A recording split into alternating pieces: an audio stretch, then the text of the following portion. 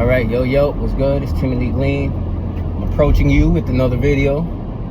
I'm just appreciative, once again, of just another day, another moment to be able to, give all glory to the Most High, for all that He does in our lives, in your life, just in the life of everybody that acknowledges Him. And even the things that He do behind the scenes, even when we don't acknowledge Him, all of it's a blessing.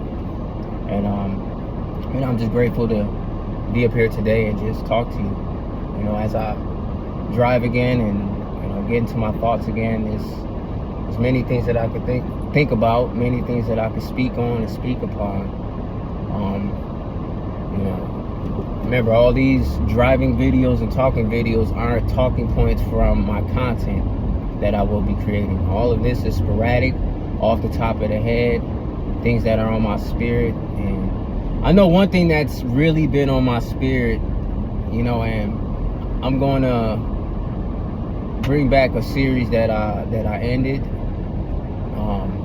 So on my YouTube channel, things like that, I'm going to choose a day and really just once a week, I want to just come out with episodes or, parts of series. I want to do series of talking points. But I want to bring back the single father thoughts. A lot of the things that I spoke about in those single father thoughts, and at the end of the video or somewhere in this video, I'm gonna have it where you can go to that playlist, the single father thoughts playlist, and just listen out to what I'm saying, on those videos. But the biggest thing for us as parents is really making sure we're raising our children right. Because there is a clear agenda against our children. There's an agenda against your children. There's an agenda against the children. And this agenda wants to warp, twist, and manipulate every possible thing that is normal. And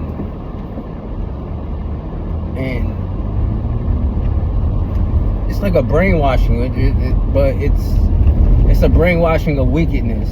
It's a brainwashing on what the Most High has made and said was good already. There's many diversions of the word, and even like many believers that walk in this faith. Oh no, I forgot. I'm supposed to be going to the next one and then make it right there. Okay. Yeah, but man, all of the wickedness and evil, man, of the devil, all of it. But I look at school system, I look at laws that are in place, and I look at what they're putting in the schools, what they're putting in entertainment and media, what they're putting in cartoons and cartoon movies.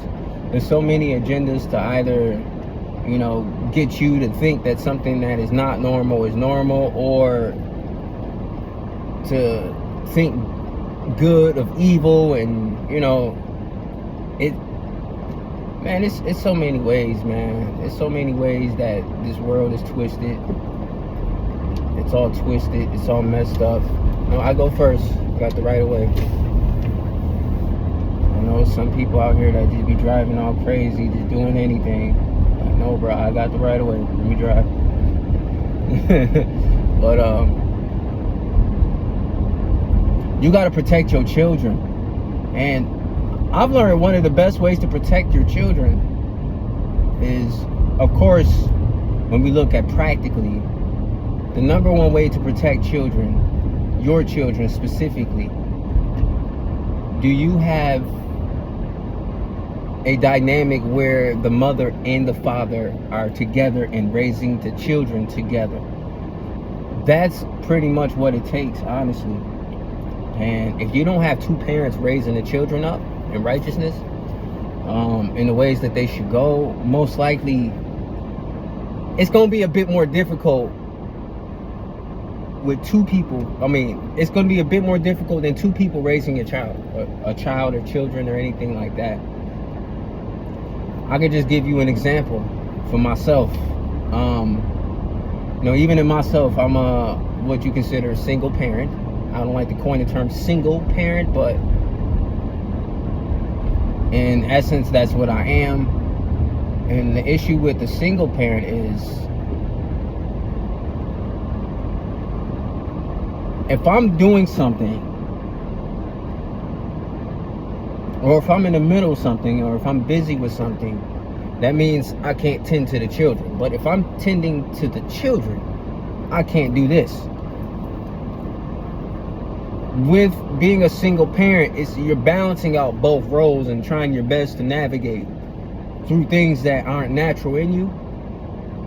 And we have to kind of make up for certain things because of what we lack as single parents, which is somebody in our life. We teach these children, we teach these young people that, and it's more common for the mother to be the single parent, usually, especially in the black community.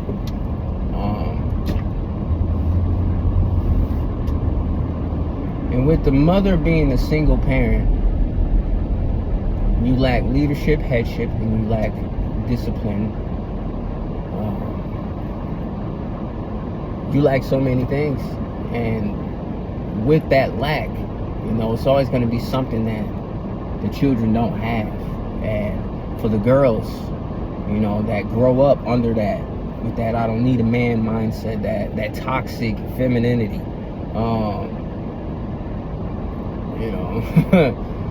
just that mindset that just isn't good and conducive for healthy relationships and raising up healthy children.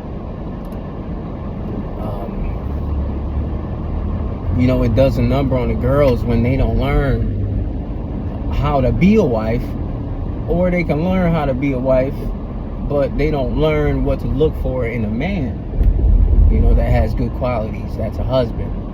A lot of these women, they can't even see what a good man is, and that good man be right in front of their face. They don't know what a good man is because they might not have ever seen one. And if you don't have a father that's a good man, because there's lots of people that don't live directly with the father, but the father's in their lives and he's a good man. Usually those children that has the father in their life are more prone to being successful. But I feel like the most successful children and people, not saying that people that are under two family households are like all good, and you never know what type of, sometimes two people be in a house together, but they're not even meant to be together, but that's another thing in itself, really vetting people, being celibate and giving yourself time to heal from your past relationships and things like that, and get to know somebody without sex, and things like that. That's how you really build with somebody. So when you have that person that you truly are building with, most people will put that person in the friend zone,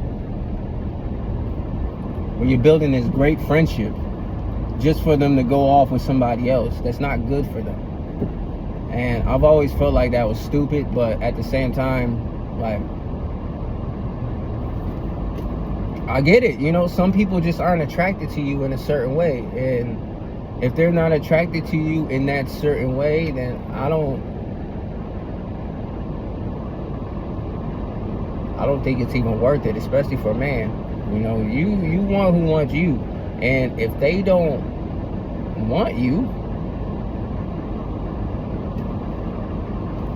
I mean, what can you do? If you possess all these great qualities, things about yourself, awesome things, you have potential out this world to be whatever you put your mind to, and you're actually making goals, and you're achieving, and you're overcoming, and you're, man, and somebody don't, man, it's okay. It's okay for somebody to not want you. It's okay. It's okay to not be the person for somebody. It's okay. But as a man, you got to look out for what type of qualities is in a woman that ain't gonna leave you after 10 years of marriage, because that happens too. So it's, make sure I'm good. Where am I gonna park at? Park. Oh.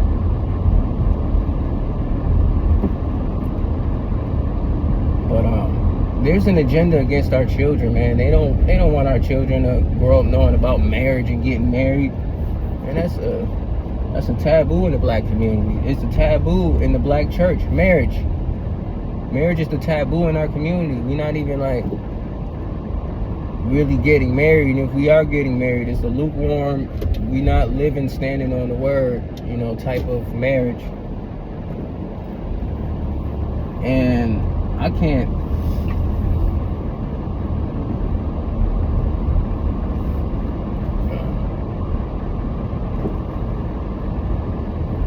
on top of that, there's a wicked agenda to twist what boys and girls are. So you're twisting what boys and girls are. You're twisting laws. You're twisting the definition of marriage.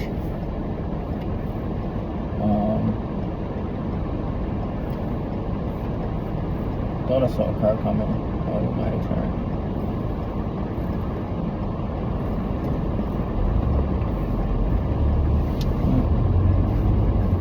But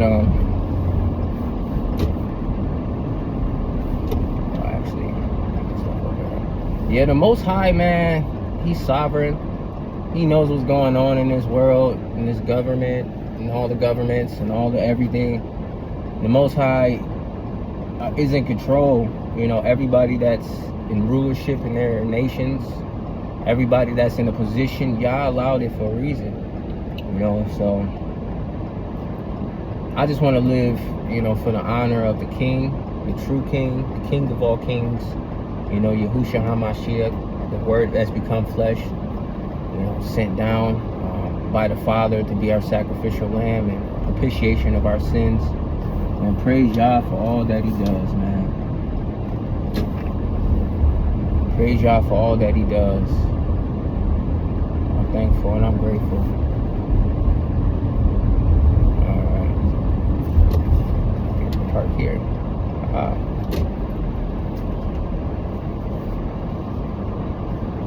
I think I could park here. Hope I can park here. I didn't say don't park here. Or no parking. Alright. I'm just gonna park here. I'll get a ticket. But I doubt it. We don't say no parking. But yeah, so yeah, man, all praises to the Most High. Like I said, it's an agenda against our children. Just some of the things, these are surface level things, but these are things that I'm going to talk about more deeply in my single father thoughts, where I get to sit down and really give you concise thoughts and really sit down with some of the things that I've been thinking about over the years.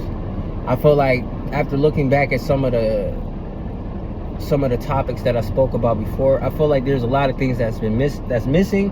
And at that point, that's where I was at, you know. But I've grown a lot as a parent. I've grown a lot as a man. I've grown a lot in understanding that I'm not a woman, and that I desire and need a woman to help me raise these children. So I'm not I don't need no woman.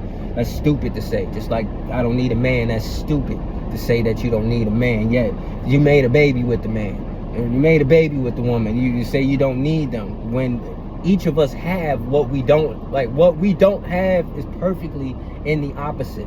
But if we don't even know what a man or woman is or what they're supposed to be, forget like gender roles or anything like that. I'm just talking about just down to biology and who we are and our functions and our bodies and what is natural in us. What's natural in the woman to have that nurturement, because she's the one that holds the babies.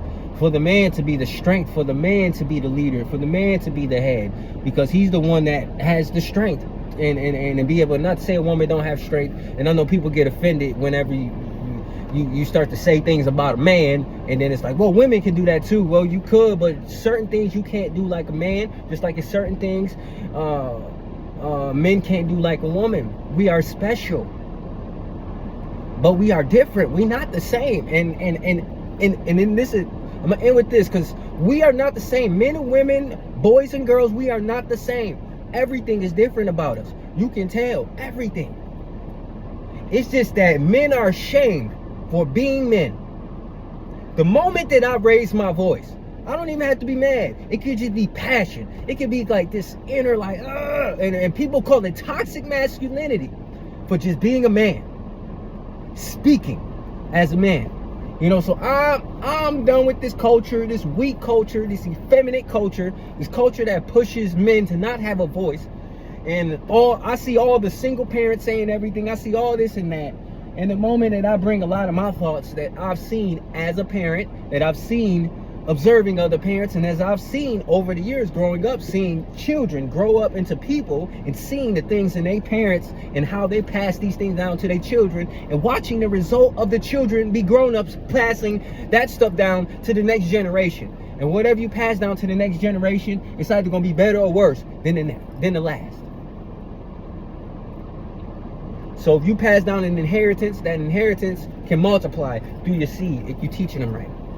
But if you're passing down a curse, that curse can be multiplied through the seed if that's how you're raising them. You know, so ultimately, man, how you raise your children is everything. A lot of people will say, oh, that ain't my, and there's like I said, there's a lot of stuff, but man, a lot of people say that ain't my business.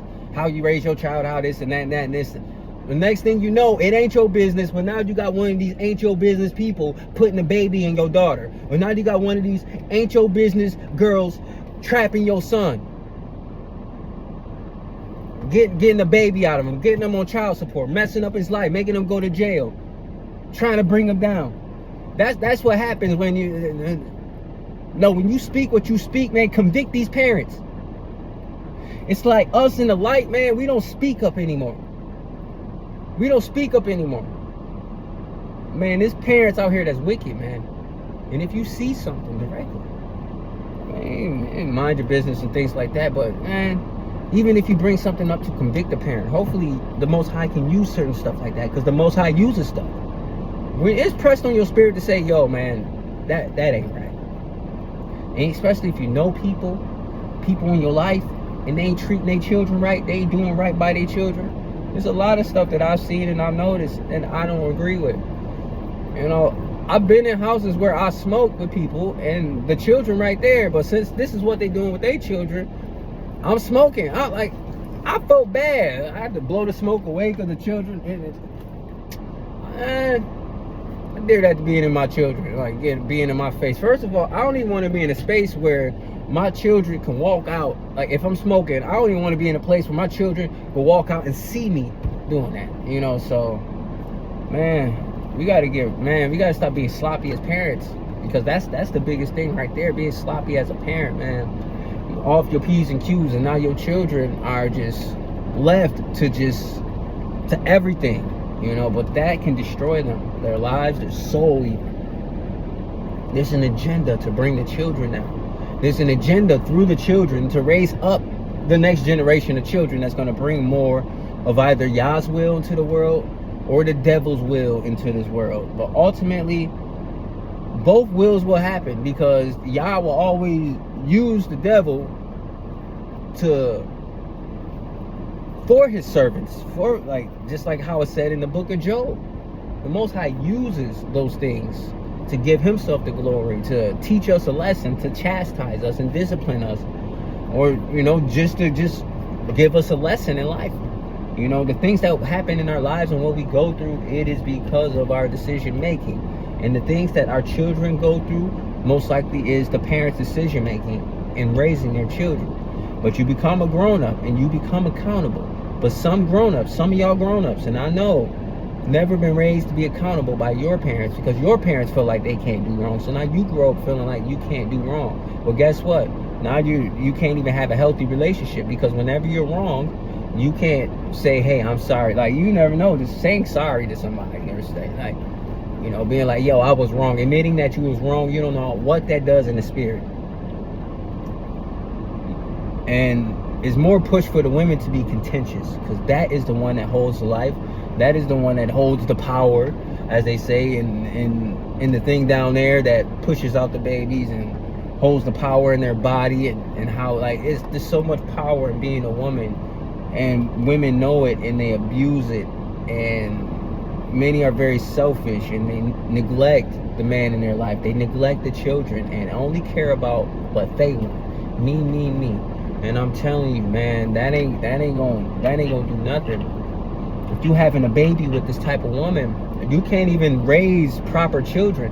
if the woman really means everything for you as a man, if you're vetting out a wife, man, you gotta see certain wife qualities, and for a woman and a man, you gotta see the husband qualities. And many of y'all will actually see the husband qualities and actually turn away from it, not trust it, or so. And it's less likely for a man to find a wife with wife qualities. And I hope nobody's offended by that. But even in scripture, it says that this kind of woman is rare, like rubies, emeralds, obsidian stones. It is rare, precious. Too many cubic zirconias out here.